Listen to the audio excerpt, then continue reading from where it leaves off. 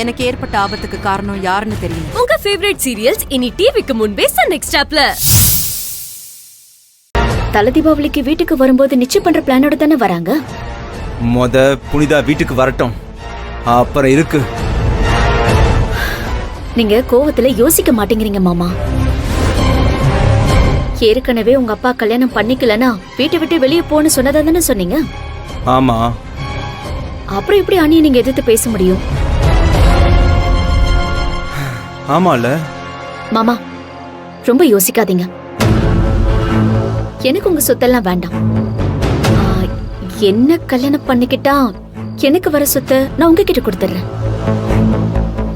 எனக்கு என் அண்ணிய ஏதாச்சும் ஒரு வகையில தோக்கடிக்கணும்.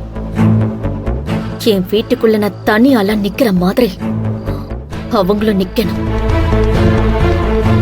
அதுக்காக மட்டும்தான் என்ன கல்யாணம் பண்ணிக்க சொல்றேன். உன்னை நான் நம்பலாமா? உங்களுக்காக இவ்வளவு தூரம் பேசுறேன். உங்களை புரிஞ்சுக்கிட்ட ஒரே ஆள் நான் தான். அதுக்கப்புறம் உங்க இஷ்டம். சரி, நானும் உன்னை நம்புறேன். நாம எப்போ கல்யாணம் பண்ணிக்கலாம் சொல்லு.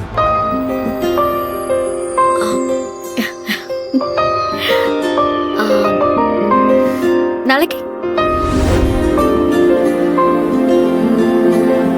ஏய், விளையாடுறதா முதா?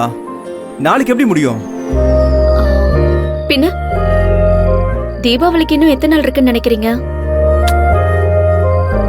நாம இத பண்ணா மட்டும்தான் பிரச்சனை தீரும்.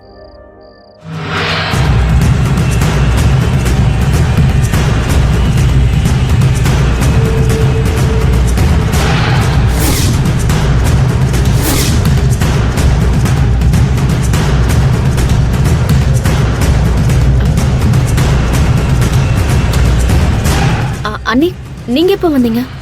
உனக்கு என்ன பிரச்சனை முதா?